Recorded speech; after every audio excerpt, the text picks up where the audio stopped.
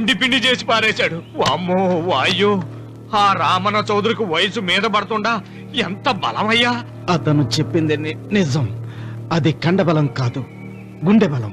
నువ్వే ఇట్ట అయిపోతే ఇక మన సాంబశివరావు ఊరు వదిలిపెట్టి వెళ్ళిపోవాల్సిందేనా? నువ్వు గుండెను అతను కండను నమ్ముకున్నారు, కానీ నేను తెలివిని నమ్ముకున్నా. వెంకన్న, అలెగ్జాండర్ దండయాత్ర భారతదేశంలో అడుగుపెట్టగానే ఆగిపోయింది. ఈ రామన్న చౌదరి దండయాత్ర ఆ సాంబశివరావు పొలంలో అడుగుపెట్టగానే పూర్తవుతుంది. రేపే అందరిని పంపుతా. వద్దురా రావుడు, రేపే మహాశివరాత్రి. జటాధార స్వామి వారు వస్తారు. మీ తాతల కాలం నుంచి మీ ఇంటి ముందున్న శివలింగానికి పూజలు జరిపిస్తున్నారు. నువ్వెప్పుడో చూసావు. రేపు ఒక్కరోజు ఇంట్లో ఉండరా. మనకు వయస్సు పెరిగి తేజస్సు తరిగిపోతుంది. ఆయనకి రోజు రోజుకి వయసు తరిగి తేజస్సు పెరిగిపోతుంది. చచ్చే, జనానికి పిచ్చిపట్టి గడ్డాలు పెంచిన వాళ్ళ కళ్ళ మీద అడ్డంగా పడుతుంది. రే వెంకన్న, ఒకప్పుడు ఈ దేశంలో 3 దేవుళ్ళు 3 కోట్ల మంది మహానుభావులు ఉండేవాడు, అంటే మానవత్వం ఉన్నవాడు. కానీ ఇప్పుడు దేవుళ్ళు లేరు, మహానుభావులు లేరు. ఈ స్వాములు మిమ్మల్ని మాయ చేయగలరు, గాని నన్నేమేం చేయలేరు.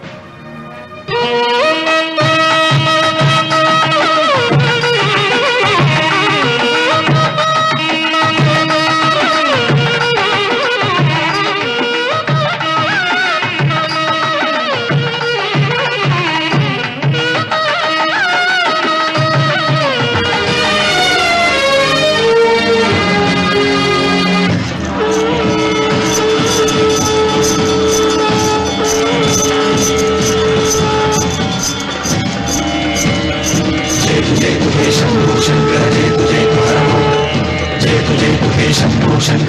జయతు హరవం, జయతు జయతు హే శంభో శంకర జయతు జయతు హరవం, జయతు జయతు హే శంభో శంకర జయతు జయతు హరవం.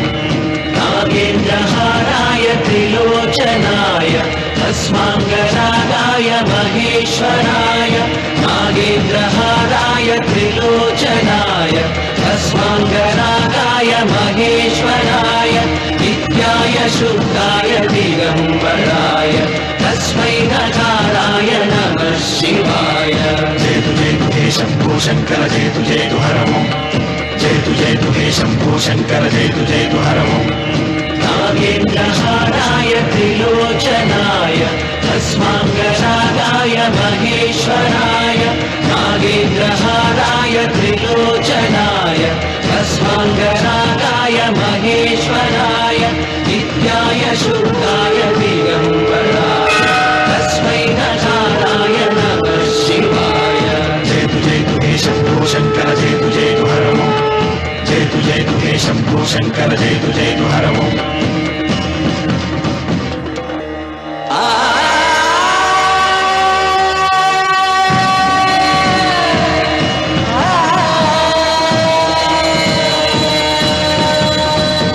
జయతు జయతు హే శంభో శంకర జయతు జయతు హరవం, జయతు జయతు హే శంభో శంకర జయతు జయతు హరవం. ఆయన ఏదో చెప్పాలని చూశారు, చెప్పకుండానే వెళ్ళిపోయారు. ఇన్ని సంవత్సరాలుగా స్వామి శివుని తప్ప మానవుడిని కంటితో చూడలేదు. ఆయన మొట్టమొదటిసారిగా మీ కుటుంబం వంక చూశాడు. ఆ చూపుకు అర్థం ఏమిటో నాకు తెలియటం లేదు. నాకెందుకో భయం వేస్తోందమ్మా.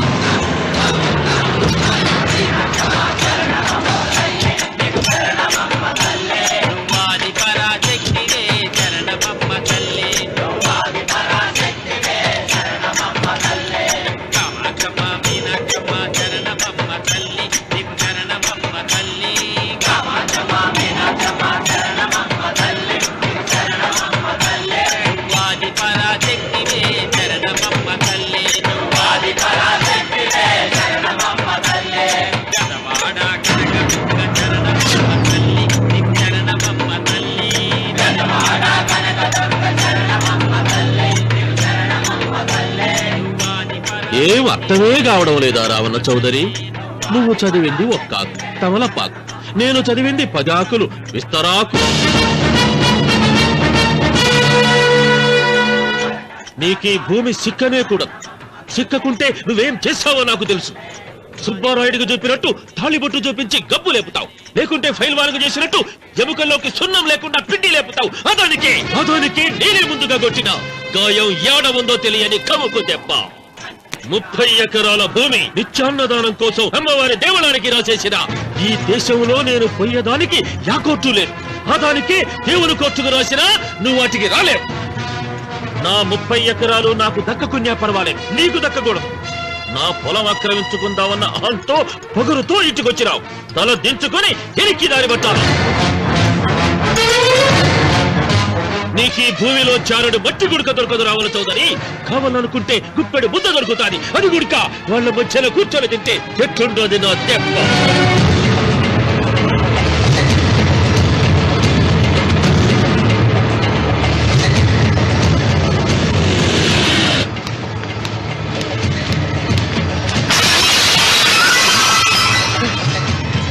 ఏమైంది?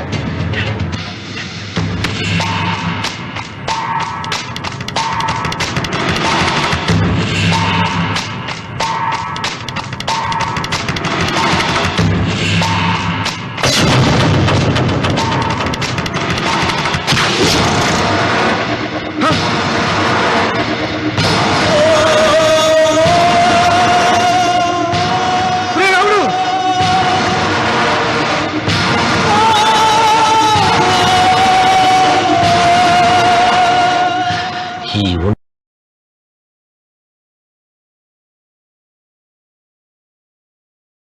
ఒంట్లో ఇంకా రక్తం ఉండగానే, ఈ ఊపిరి ఇంకా పీలుస్తూ ఉండగానే, ఈ గుండె ఇంకా కొట్టుకుంటూ ఉండగానే ఓటమి నా వీపు తట్టింది. ఈ రక్తం మొత్తం ఒంట్లోంచి పోవాలి. జ్ఞాపకం వెళ్ళిపో.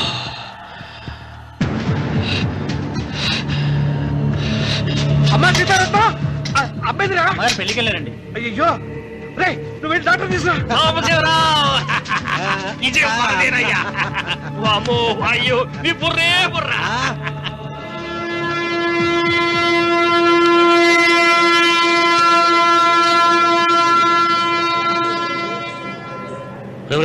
ఏంట్రా కింద పడింది తింటున్నావు? రేపటి నుంచి మీరు కూడా ఇదే తినాలండి. ఎందుకురా? లేకపోతే ఏంటండి, పని అమ్మాయిని ప్రేమించగానే సరిపోలేదండి, వాళ్ళు అలవాటు కూడా నేర్చుకోవాలి. అందుకని రేపటి నుంచి చికెన్ నేను తింటాను, జొన్న రొట్టె కొట్టుకొని మీరు తినండి. రానవరం, ప్రేమకు పేదరికం అంటున్నారు. ఆ అమ్మాయి కోసం నా ప్రాణాయమే ఇస్తాను. ఎరా పని మనిషిని ప్రేమించావా? అమ్మా అమ్మ, నీ దండం పెడతానే, పని మనిషిని కలుపుకులా తీసేయద్దు. ఆ అమ్మాయి అంటే నాకు ఇష్టం అమ్మా. అమ్మగారు ప్రతి పెళ్లికి అబ్బాయి గారు తీసుకెళ్ళి వాళ్ళ ఇద్దరు అక్షంతలు వేయించడమే కానీ ఆయన నెత్తి మీద అక్షంతలు ఎప్పుడు ఇస్తారండి? అసలు ముదిరిపోయిన బెడకాయలో తయారవుతున్నాడు. నేనండి. ఆ అమ్మాయి దేవురు ఆ విషయాలన్నీ నేను తర్వాత చెప్తాను కానీ అమ్మగారు, ఆ చేతుల మీద గారు నాకు కూడా పెళ్లి చేయండి. నీకు పెళ్ళా? అవునమ్మగారు, అబ్బాయి గారు పని అమ్మాయిని ప్రేమిస్తే నేను బాగా డబ్బులు ఉన్న అమ్మాయిని ప్రేమించారండి. అదిగో రైలు సిగ్నల్ ఇచ్చారండి. మీరు మా పెళ్లికి కూడా సిగ్నల్ ఇచ్చేస్తే. ఈ రోజు మీ ఇద్దరికి ఏమైందిరా? ప్రేమలో పడ్డాం. ఆ? నమస్కారం బాబు గారు. నమస్కారం అండి. రండి.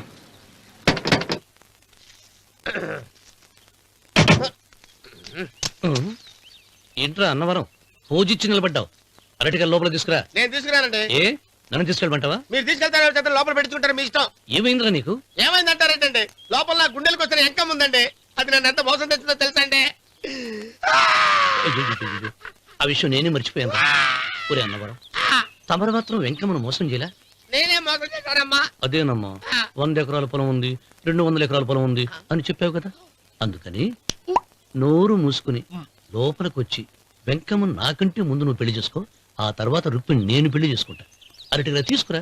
నేను రాను, మీరని చెప్పినా నేను రాను. రావా? రాను. అయితే రామన్న చౌదరి గారికి చెబుతా. వద్దు వద్దయ్యో. అమ్మా తీసుకురా. నమస్కారం అండి.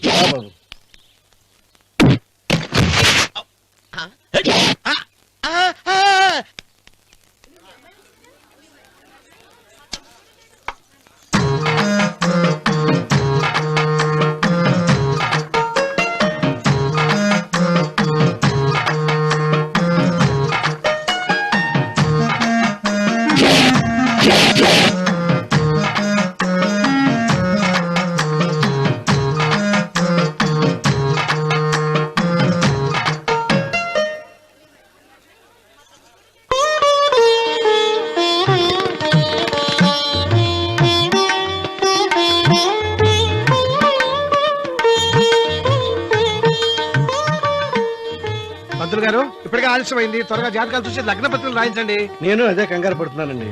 ఇప్పటికే ఆలస్యం అయిపోయింది, మంచి ముహూర్తం దాటిపోతుందేమోనని. మీరు మాత్రం ఏం చేస్తారండి?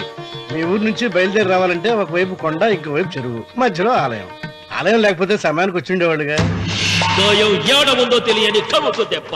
30 ఎకరాల భూమి నిత్యాన్నదానం కోసం అమ్మవారి దేవుడానికి రాసేసిన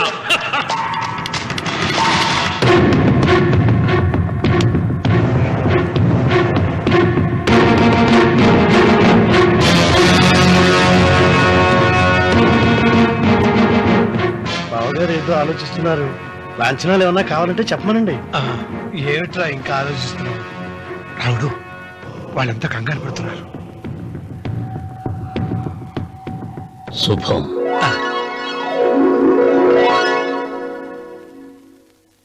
ఏం మాట్లాడుతున్నారు రావుల చౌదరి గారు? ఆలయం కూలగొట్టించి రొట్టేయించాలనా? ఇన్ని సంవత్సరాలుగా మన గ్రామం కుగ్రామంగా మిగిలిపోవటానికి రహదారి సదుపాయం లేకపోవడమే కారణం. ఇదిగో 6 మైళ్ల పొడవున రోడ్డు వేయించడానికి ప్లాన్ సిద్ధం చేశాను. దీని మూలంగా నేను 120 ఎకరాల పొలాన్ని పోగొట్టుకుంటాను. అది సరేనండి, మరి ఆలయము?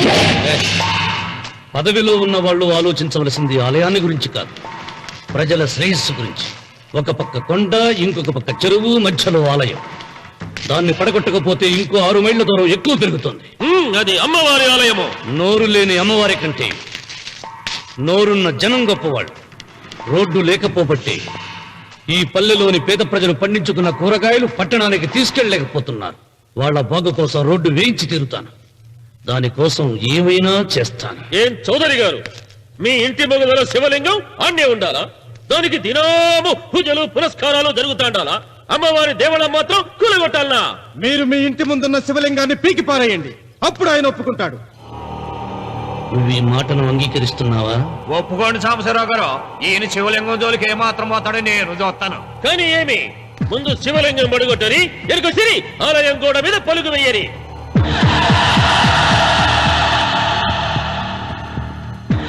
ముందుకేసిన అడుగు వెనక్కి తీసి అలవాటు ఈ రామన్నకు లేదు.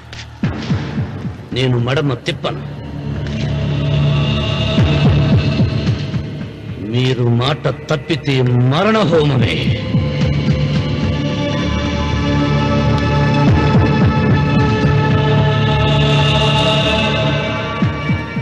ఊపు చూస్తా ఉంటే శివలింగాన్ని పీకి పారేసెట్టే ఉండాడే. అయితే సాంబశివరావు గారి 30 ఎకరాలకు ఎసరే. ఆ ఇంటి ముందుండేటిది మామూలు రాయి కాదయ్యా, మహిమగల శివలింగము. తరతరాలుగా వాళ్ళ వంశాన్ని కాపాడుతాడాడే దేవుడు. చెయ్యి వెయ్యని తెలుసది.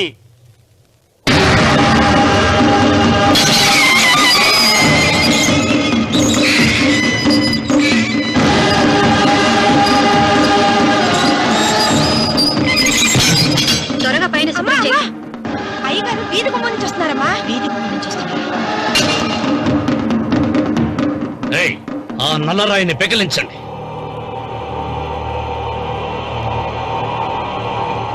ఓ, మీరందరూ హిందువులు. మీకు కళ్ళు పోతాయి, మీ జీవితాలు కుళ్ళిపోతాయి అన్నారు. అయ్యా, ముస్లిం అయినా హిందూ అయినా దేవుడు దేవుడే. నేను ఈ పాపం చేయలేను. పాపం? దేవుడి ముందు చేతులు కట్టుకుని నిలబడటమే శాపం రా. నేనే పెకలిస్తాను. ఏమండి? ఏమండి? ఏమండి వద్దండి. ఏమండి? ఏమండి నా మాట వినండి, సీత! వద్దండి.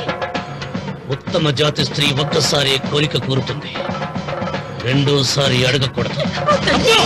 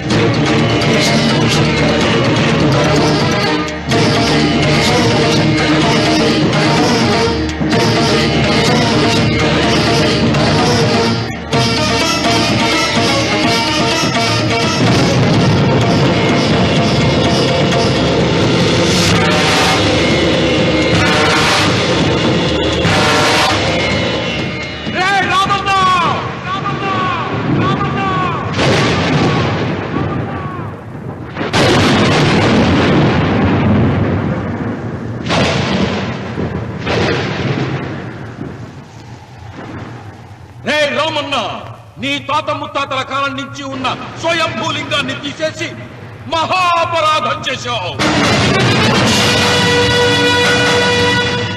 ఏ ఈశ్వరుడు నీ కుటుంబాన్ని వంశాన్ని 3 కళ్ళతో చల్లగా చూస్తున్నాడో ఆ శివుడికి నువ్వు కోపం తెప్పించావు. మాట వేయించడానికి నువ్వే వడివిరా, భగవంతుడే వేయిస్తాడు. అమ్మవారి ఆలయాన్ని నువ్వు తాకలేవు. మళ్ళీ శివరాత్రి నాటికి నీ స్వహస్తాలతో నువ్వు ఆ స్వయంభూలింగాన్ని తీసుకొచ్చి యథాస్థానంలో ప్రతిష్ఠించకపోతే నీ వంశం నిర్వంశమైపోతుంది.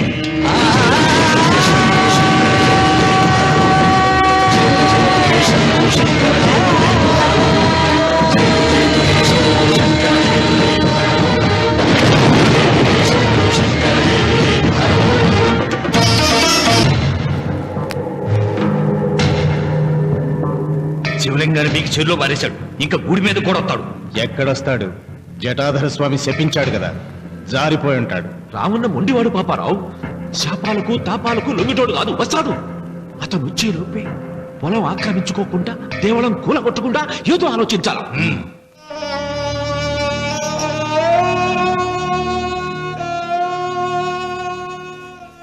అన్నయ్య, ఆయనతో మాట్లాడే ధైర్యం నాకు లేదు. నువ్వైనా మాట్లాడి మళ్ళీ శివలింగాన్ని ఇక్కడ ప్రతిష్ఠించమని చెప్పు. వాడిని గురించి నాకంటే నీకే బాగా తెలుసమ్మా. వాడు నా మాట వింటాం. నాకు భయంగా ఉందన్నయ్య. ఆపద ఏ వైపు నుంచి వస్తుందో ఏమిటో.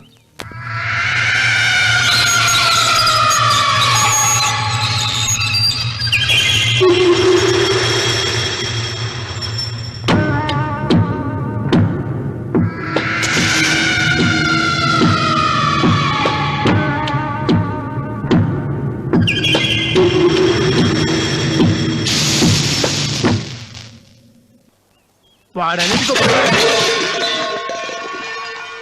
అరే ఏమిటై పని? మరి ఏం చేయమంటావమ్మా?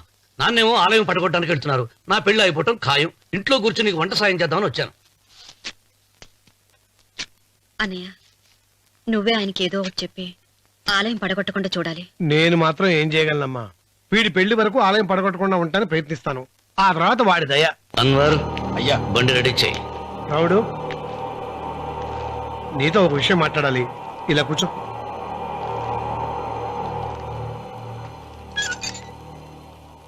ఆలయం విషయంలో నీ పంత మానుకోవా? నిన్న జరిగింది మరచిపోను, నేడు జరగాల్సింది వాయిదా వేయను, రేపు జరగబోయే దాన్ని గురించి ఆలోచించను. ఆలయాన్ని ఈ రోజే పడగొట్టిస్తాను. నీకు కావాల్సింది పొలం కదా, ఆలయం జోలికి ఎందుకు వెళ్ళటం? ఆ పొలం నాకు దక్కకుండా అడ్డుపడింది అమ్మవారి ఆలయమేగా. ఆలయాన్ని పడగొడితే ఆ పొలం నీదవుతుందా? అవుతుంది. ఆ సాంబశివరావు పొలాన్ని రాసింది ఆలయానికేగా. ముందు ఆలయాన్ని పడగొట్టించి ఆలయమే లేదు కాబట్టి ఇక పొలం ఎందుకని ప్రశ్నించి అప్పుడు నా స్వాధీనం చేసుకుంటాను. కొడుకు పెళ్లికి తాంబూలాలు పుచ్చుకున్నావురా, 3 ముళ్ళు వేయించకుండా ఆలయం పడగొట్టాలని బయలుదేరుతున్నావు. ఇది ఏమన్నా ధర్మంగా ఉందా?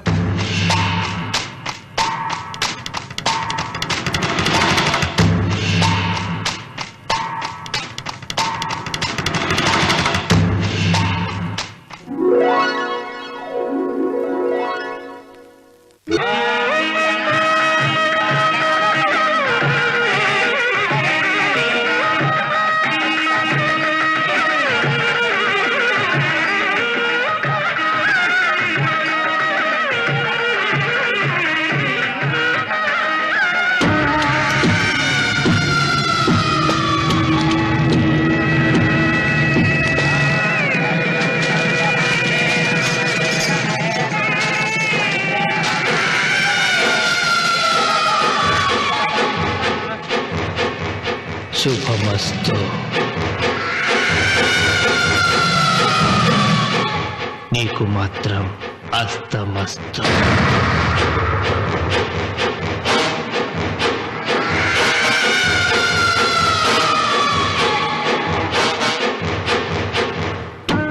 పెళ్లి కూతురి కంటే నువ్వే అందంగా ఉన్నావు.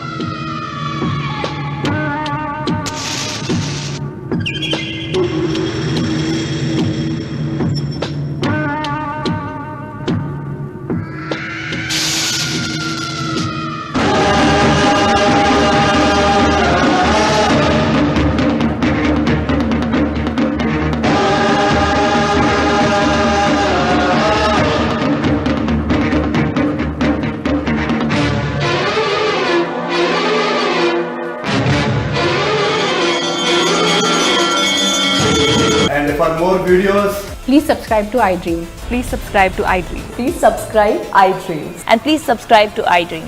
For more videos, subscribe to iDream. Please like, share and subscribe to the channel. congratulations, iDream. Subscribe to iDream. Subscribe to iDream. So subscribe to iDream Media. iDream ki iDream team andarki huge congratulations. Please subscribe iDream Media. Please subscribe to iDream. Subscribe iDream. Please subscribe to iDream. iDream అంటే నా కళల channel subscribe చేసుకున్న నోరు తిరుగుతలేదు. మీరైతే గంట గుర్తు కొట్టండి. For more such videos, please subscribe to iDream.